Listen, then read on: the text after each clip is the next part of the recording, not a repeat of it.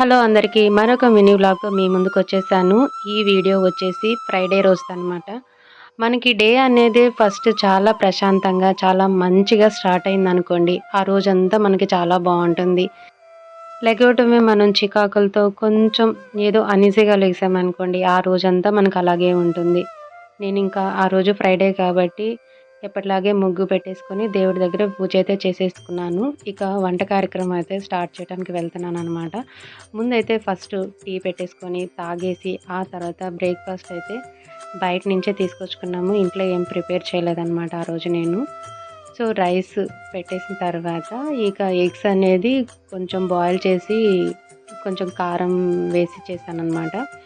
ఇక గోంగూర ఉంటే ఇక గోంగూర పచ్చడి, పచ్చిమిరపకాయలేసి చేసి చాలా రోజులైందని చెప్పి చేశాను.